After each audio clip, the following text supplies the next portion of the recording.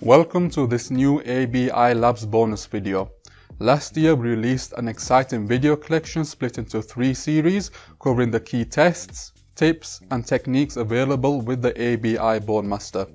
If you would like to watch those videos, you can click the links on the right now or click the links in the description. In today's episode, we will be focusing on a key feature released in late 2020, giving you the ability to fully customize the TestFlow reports. We touched on this in episode 6 of series 3 of ABI Labs. By the way, if you are already an ABI customer, you can download the latest software by clicking the link in the description. Today's video will be a detailed tutorial, so sit back, relax and enjoy. To begin with, I will be showing you how to set up a report for a new TestFlow. Then we'll be looking at setting up reports for existing TestFlows. After that, I will be walking you through a completed report and explaining all of the saved information. And finally, we'll take a look at some advanced reporting features. Let's now have a look at how you will set up a report for a new TestFlow. Let's begin with the VI test on a resistor for step 1 of my TestFlow. I will select the 3D VI instrument and with my tweezers connected, I will start the test. This particular test technique was covered in more detail in episode 2, series 1 of ABI Labs. You can watch that video by clicking the link on the screen now. Now that I have saved my VI signature, I'm also going to add an image of my PCB. Once I have added this image, I will then set up my report.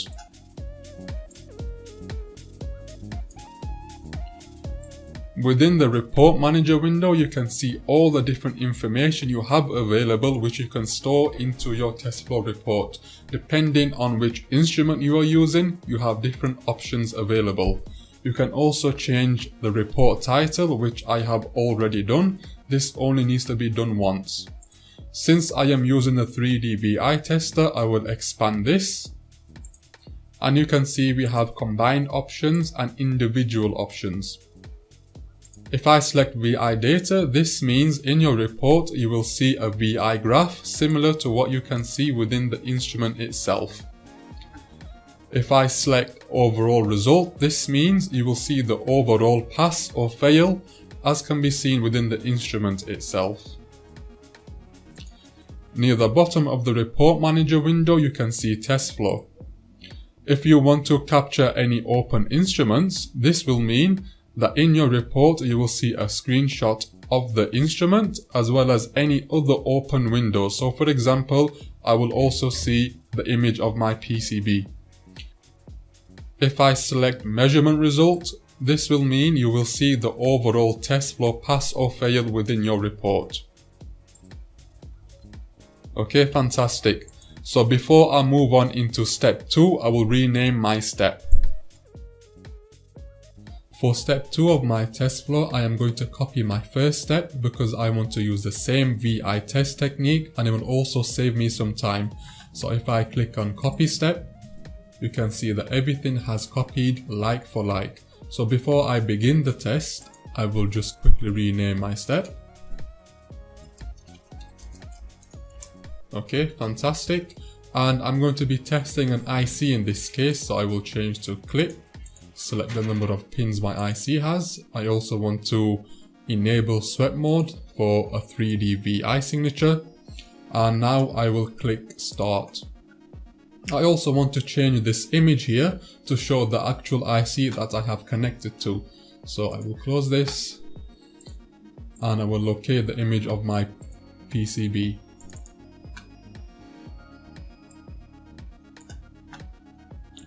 Fantastic.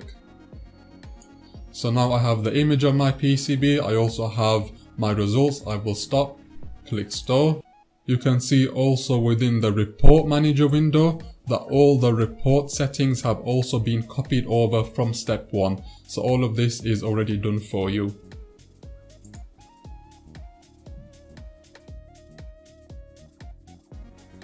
For step 3 of my test flow, I am going to use the ATM Advanced IC Tester as well as the programmable power supply, as this is now a power on test. Now that I have both instruments open, I am going to search for my part. And in the setup window, I'm going to make sure that I have selected all 5 tests and enable the PPS, which means the software will automatically control when my PPS turns on and off, as I am now carrying out both power on and power off tests. If you want to learn more about this, you can watch episode 5 of series 2. You can click the link on the screen now.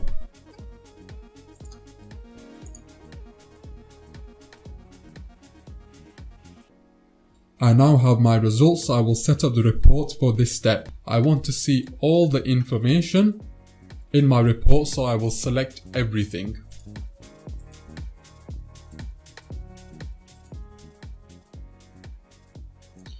I'm also using the programmable power supply, therefore I want to see the channel data. Last but not least, I also want to see a screenshot of all the windows I have open. Brilliant. So now I'm going to rename this step before moving on to the next step.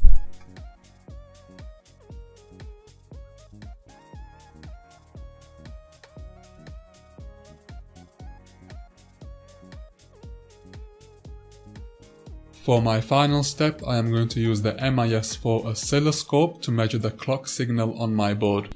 I will also need the power supply for this test.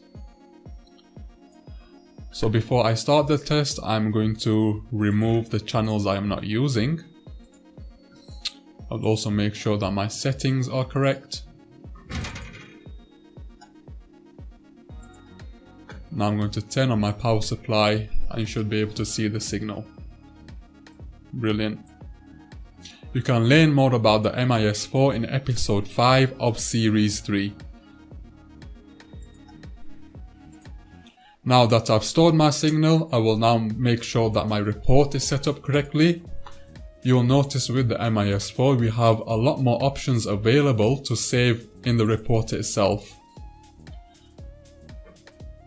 So what I want to see in my report is the amplitude, the frequency, and the period as well. In addition to these results, I also want to see a screenshot of my open instruments as well as the overall pass or fail result. So I'm going to select all of the test flow. Last but not least, I will rename my step.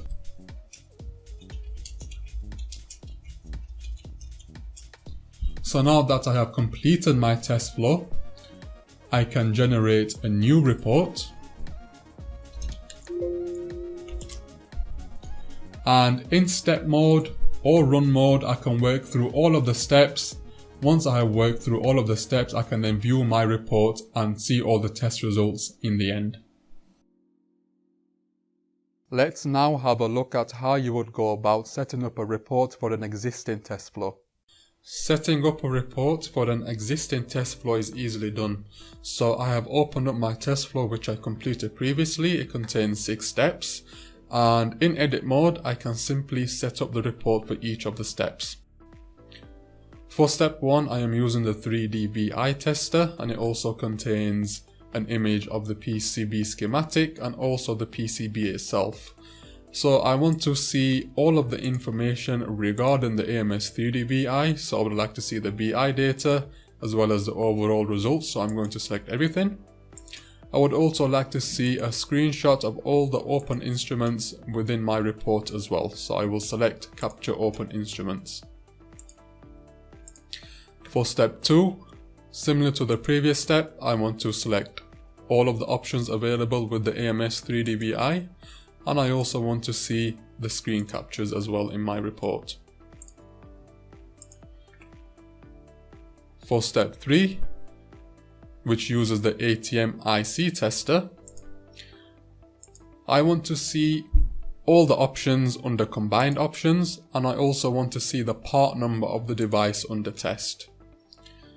For the PPS, I would like to see the channel data. And for the test flow, I would only like to see the measurement result.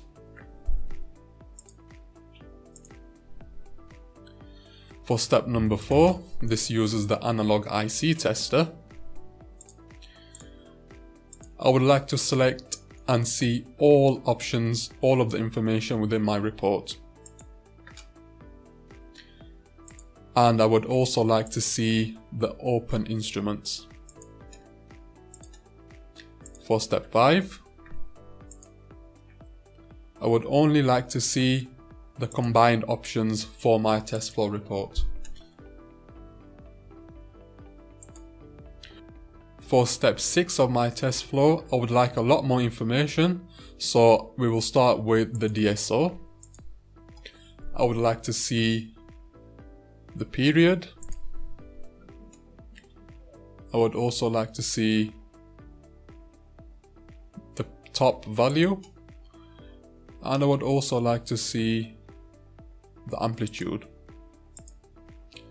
For the MIS4 Universal I/O, I would like to see the channel output data. For the MIS4 Arbitrary Waveform Generator, I would like to see the channel 1 amplitude, duty cycle, and frequency. I will also like to see a screenshot of all the open instruments within my report.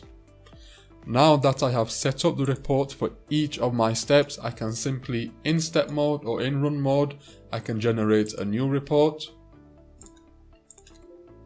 and then work through each of these steps, saving my results, which can be viewed at a later point. Let's take a look at all of the detail and the benefits of a test flow report in more detail. Let's have a look at a completed report. Starting from the top, we can see the report name. Underneath, we have the report details. So this includes information about the actual test flow file used to create the report. We can see who the operator was. We can see the date and time the report was completed. And we also have any comments regarding the report itself. Underneath, we can see the image of the PCB which was tested. We can see who the customer is, the part number, part name, revision, as well as the serial number. All of this information, including the actual diagnostic results themselves, are extremely useful for traceability and compliance. We have customers who use the report in many different ways. For example, some customers use the report as a way to create a database. We also have customers use the report as a way to quote their customers. So the report can be used in many different ways. We can see here in my first step, I tested the resistor R33 using the VI testing technique. We can see the VI signature, and we can also see the overall measurement, which was a pass. In step 2, I used the same testing technique, however I tested the LM324, which is an analog IC. In this step I used 3D VI, so voltage, current and frequency, and this allows me to sweep through the whole frequency range, allowing me to see how my VI signature changes depending on frequency. As you can see, we have the VI results for each pin of my IC, and I can sweep and see how the VI signature changes depending on the frequency. You can learn more about the VI testing technique in Series 1 of ABI Labs. We also have an actual screenshot of the instrument itself, and if I scroll down, we should be able to see an image of the PCB. We see this information because these windows were opened for this particular step. Further down in my report, we can actually see that this step failed. For this step, I tested the 7400, which is a digital IC, and I carried out 5 different tests. So the truth table, connections, voltage, digital VI and thermal tests. As you can see from the first table, we can see that a fault has been identified on pin 8 of that device. Comparing the voltages between the actual and the master, we can see there is a difference. In the table below, all the tests have passed except for the voltage test. So I know that there's a fault with the voltage on pin 8 of that device. Below this we can see the logic data for each pin of the 7400 IC, and we can also see the VI results for each pin of the IC. If you would like to learn more about the 5 different tests, you can watch this in Series 2 of ABI Labs. Further down in my report, I tested the LM324, which is the same analog IC I carried out a VI test on earlier. In the first table we can see all of the different measurements from the test. In the table below we can see that I carried out a truth table, connections and voltage test, and we can see the extra information regarding the actual test technique itself.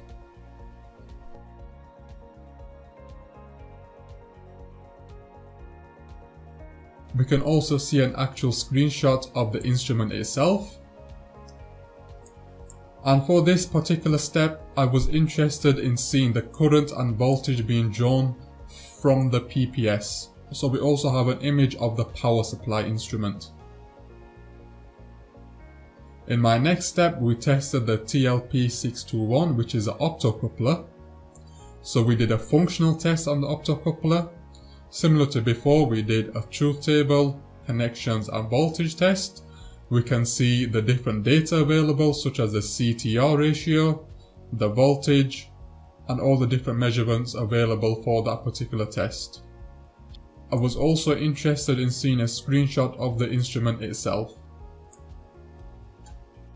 For my final step, I carried out a parametric test on the same optocoupler, and I used the MIS4 and the multiple instruments available with it to do this. You can learn more about the MIS4 in Series 3 of ABI Labs. Starting from the top, using the arbitrary waveform generator, I recorded the amplitude, the duty cycle and the shape. Using the DSO, I was interested in the amplitude and the base value. And for the MIS4 I/O, I was interested in the output data. You can see all of this information here. In addition to this, I was also interested in actually seeing the signal itself.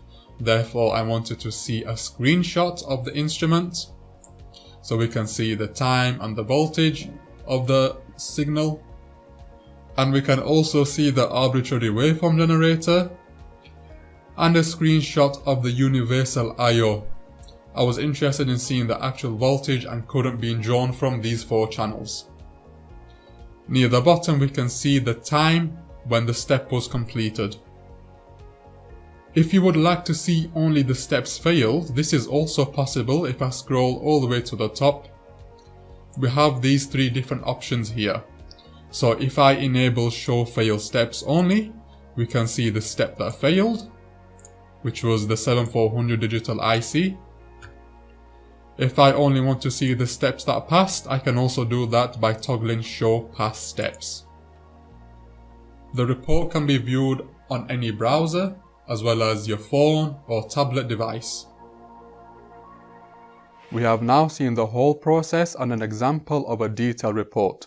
It's also fully possible to customize the report, which we will look at now. Before looking at some of the advanced TestFlow report features, let's have a look at a completely standard report. So in this report, I do not have any results saved. I also don't have an image of my PCB, and you can also see the default HTML tags. Now all of this can be changed and customized, which I will show you now. In the System8 Ultimate software, I have already opened up my TestFlow. And in edit mode, I will click on setup report. You can see for this particular step, my report has already been set up, but I would like to change the report title.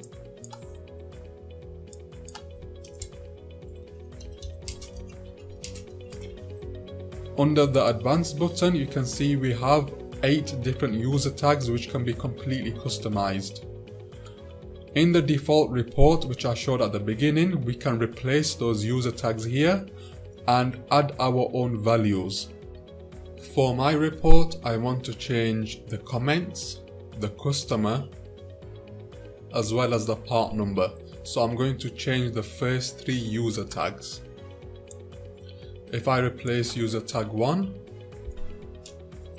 with report comment, I can then add what I want to see in my report.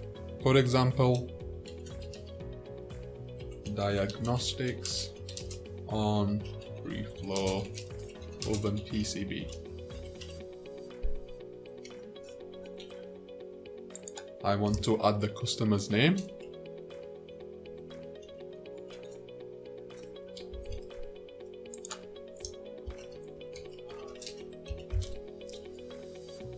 And I also want to add the part number.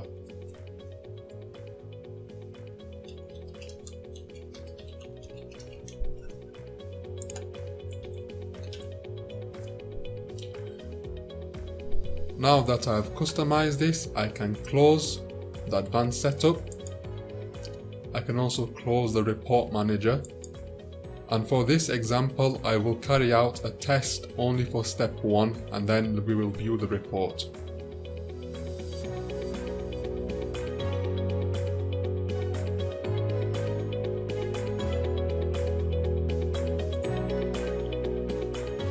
Now I'm going to generate a new report.